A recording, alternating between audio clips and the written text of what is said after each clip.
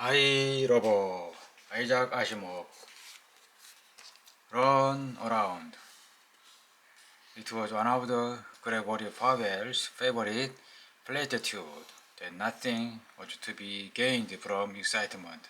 So when Mike Donovan came leaping down the stairs toward him, red hair matted his perspiration. Powell frowned. "What's wrong?" he said. "Break a fingernail?" "Yeah," snarled Donovan feverishly. "What have you been doing in the suburbs all day?" He took a deep breath and blurted out, "Speed never returned." Paul's eyes widened momentarily, and he stopped on the stairs. Then he recovered and resumed his upward steps. He didn't speak until he reached the head of the flight, and then, "You sent him after the selenium?" "Yes." "And how long has he been out?" 5 hours now."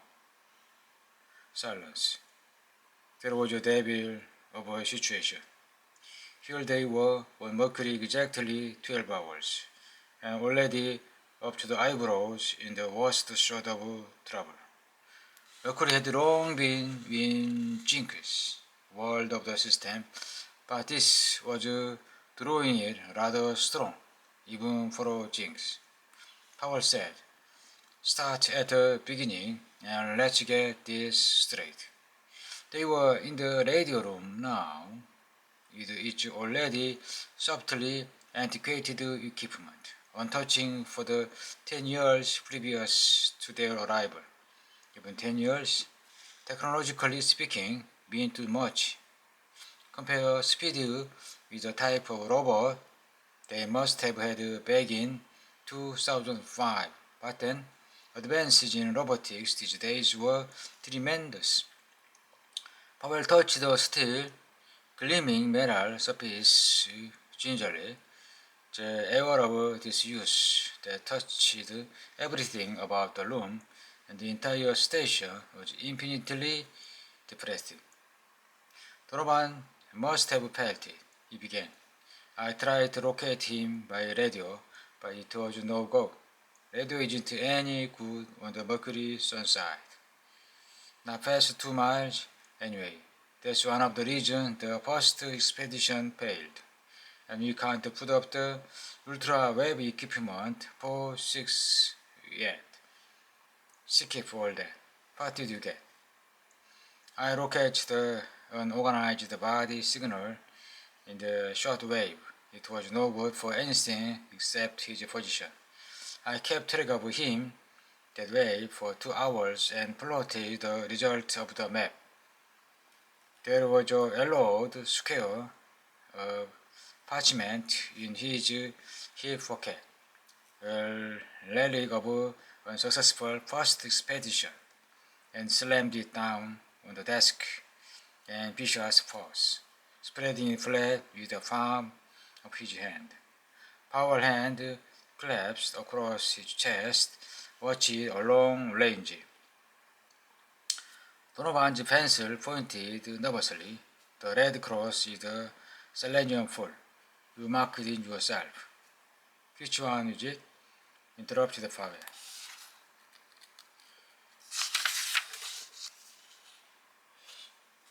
"There were 3 that McGonagall located for us before he left. I sent Speed to the nearest, naturally, 17 miles away. But what difference does that make?" There was tension in his voice. "There are the penciled dots that mark Speedy's position." And for the first time, Powell's artificial aplomb was shaken, and his hand shot forward to the map, for the map. "Are you serious? This is impossible." "It is," growled Donovan. The little dot that marks the position formed a rough circle about the Red Cross, the selenium pool. The Powell's fingers went his brown mustache, the unfailing signal of anxiety. Donovan added, "In the 2 hours I checked on him, we circled that damned fool 4 times. It seemed likely to me that he'd keep that up forever. Do you realize the position you are in? Howell looked up shortly and said nothing. Oh, yes, he realized the position they were in. It worked itself out as simply as a syllogism. The photocell banks that alone stood between the full power of Mercury's monotonous sun and themselves were shot to hell. The only thing that could save them was selenium. The only thing that could get selenium was Speedy. If Speedy didn't come back, no selenium, no photocell banks, no photocell, more photo banks, death by show bronioling is one of the more unpleasant ways of being done. Dorman loved his red mob of his savagely and expressed himself in bitterness. We'll be the laughing stock of the system. 그래? How can everything have gone so wrong so soon?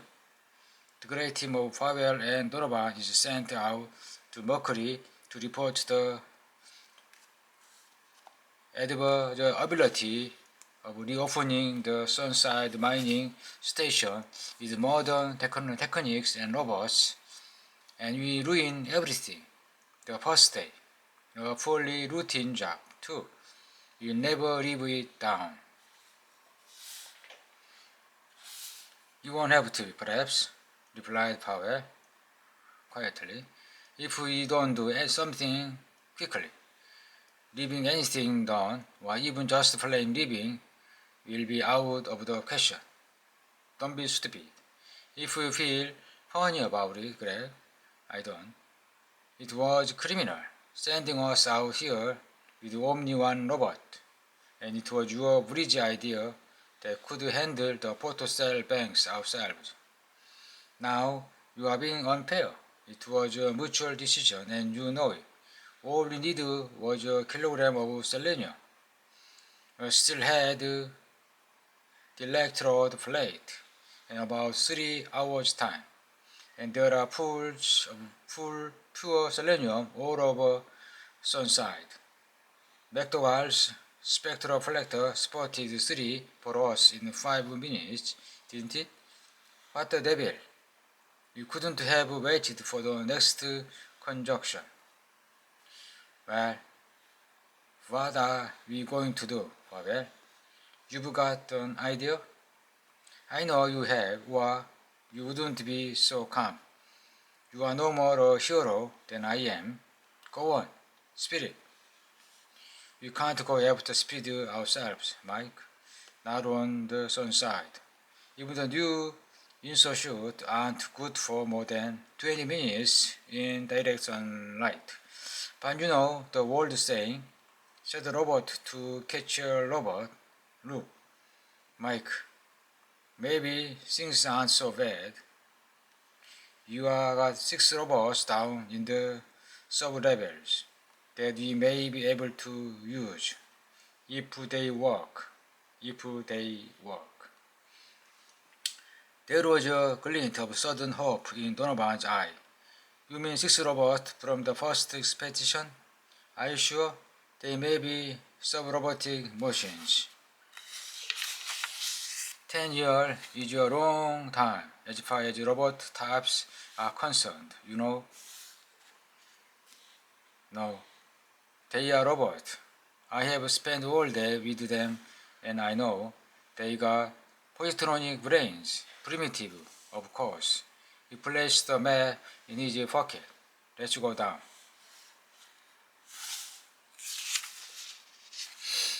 The robots were on the lowest sub-level, all 6 of them surrounded by musty packing cases of uncertain content.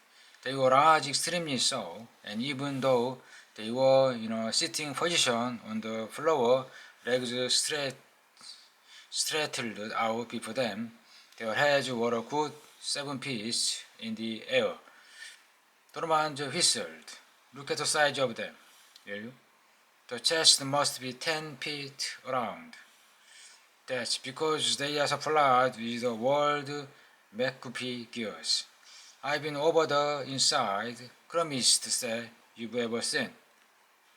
Have you powered them yet? No, there wasn't any reason to. I don't think there's anything wrong with them. Even the diagram is on reasonable order. They might talk. He had unscrewed the chest plate over the nearest as he spoke. Insert the 2-inch sphere that contained a tiny spark of atomic energy that was Robert's life. There was difficulty in fitting it, but he managed, and then screwed the plate back on again in laboratory fashion. The radio control of more than modern model had not been heard of 10 years earlier, and then to the other 5. Norman said uneasily, "They haven't moved. No orders to do so," replied Powell, succinctly. He went back to the first in the line and struck him on the chest. "You, do you hear me?"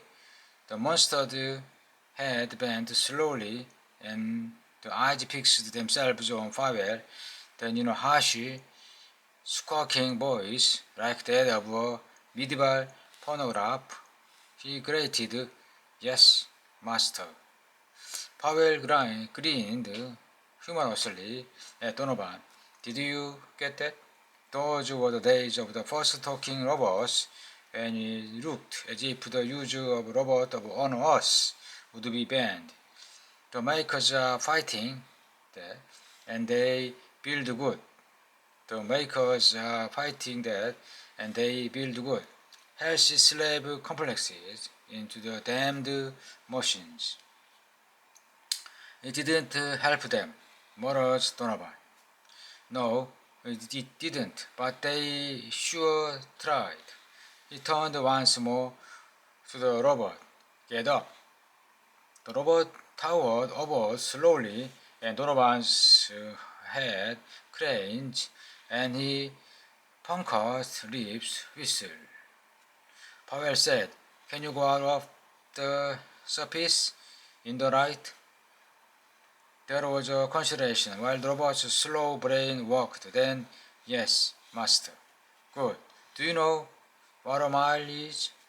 Another consideration and another slow answer. "Yes, master." "We'll take you up to the surface then and indicate a direction. We'll go about 17th mile, and somewhere in that general region we'll meet another robot, smaller than yourself. You understand so far?" "Yes, master." "You'll find this robot and order him to return. If he does not wish to, you are to bring him back by force." Donovan clutched at Powell's sleeve. "Why not send him for the Selenium direct?" "Because I want speed back, nitwit. I want to find out what's wrong with him." And to the robot, "All right, you follow me." The robot remained motionless, and his voice rumbled. "Pardon, master, but I cannot. You must mount first." His clumsy arms had come together with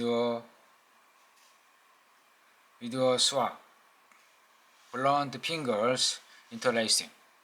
Powell stared and then pinched at his mustache. "Huh?" "Oh."